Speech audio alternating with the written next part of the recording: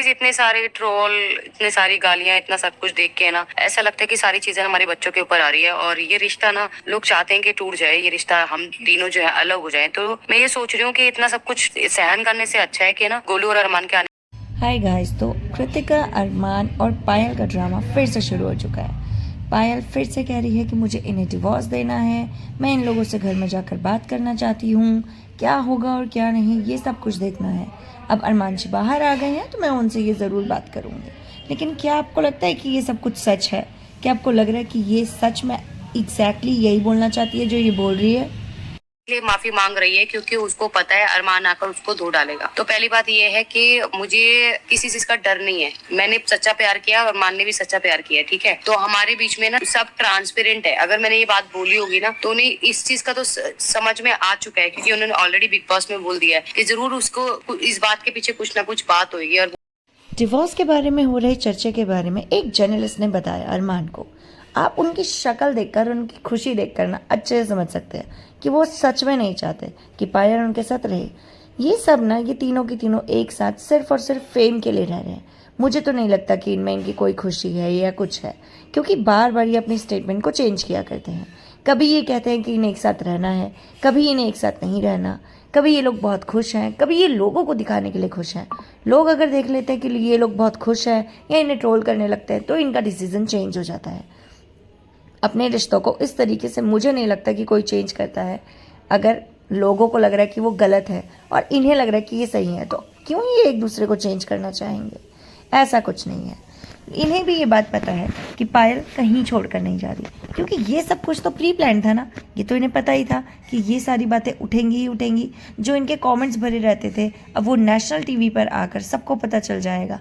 अभी तक तो 4-5 मिलियन लोग इन्हें जानते थे, लेकिन अब पूरी दुनिया देख रही है। उन्हें सवाल है, उन्हें जवाब देना है कि ये क्या रिप्रेजेंट कर रहे हैं।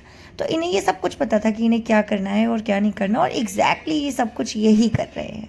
इस पर अंजलि ने क्या कहा, आप वो भी देखिए कि शिवानी क्या बोलती है। सोशल मीडिया पे ऐसे ही दिखाने के लिए कर रही होगी, व्यूज के लिए।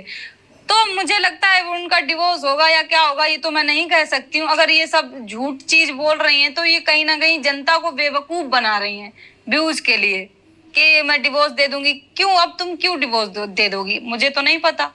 पागल खुद ये स्टेटमेंट देने के बाद कि पायल अब डिवोर्स ले लेगी अरमान से, उसे नहीं रहना उसके साथ। उसने वैसे रीजन भी यही दिया था कि लोगों की वजह से। लाइक रियली, क्या आप लोगों की वजह से साथ में रह रहे थे? ओके फाइन, अगर लोगों की वजह से रह रहे थे तो लोगों की वजह से आप अलग भी हो रहे हो। खुद ये बात बोलने के बाद, जब आपको पता है कि आप इतनी कंट्रोवर्शियल बात कर रहे हैं, ऑब्वियसली जो लोग अंदर हैं घर के, उन्हें जब ये बात पता चलेगी तो ये बात उनके सामने लाई तो जाएगी ही। और उसके बाद ये ड्रामा किया जा रहा है कि आपने उनके सामने ये बात क्यों की, आपको तो मुझसे बात करनी चाहिए थी। जी हाँ, जर्नलिस्ट को इनसे बात करनी चाहिए थी, क्योंकि वो तो ऑलरेडी लाइमलाइट में है ना।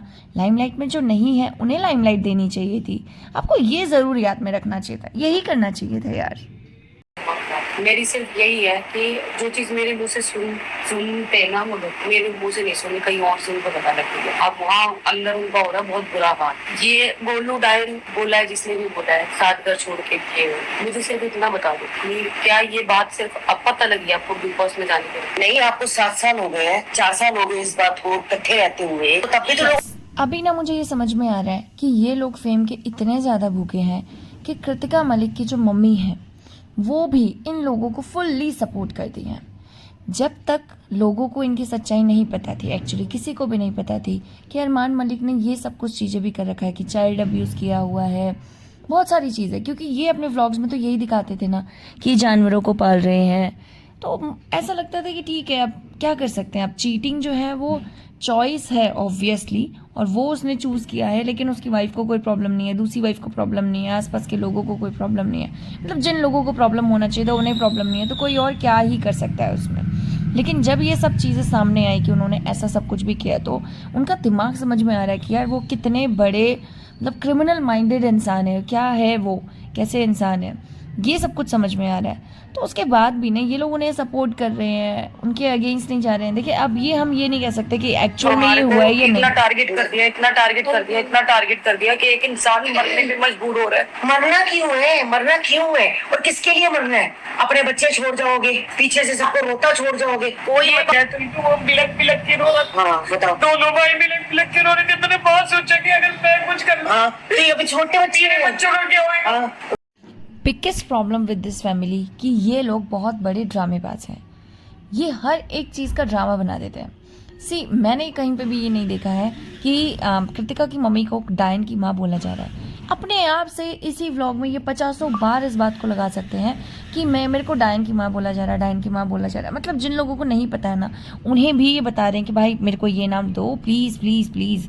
आप अगर देखोगे भी ना यूट्यूब में हर एक जगह सिर्फ इन्हीं की ही बात चल रही है, सिर्फ यही लोग छाए हुए हैं। तो जो ये चाहते थे वो एक्चुअल में हो रहा है, बिल्कुल सही तरीके से।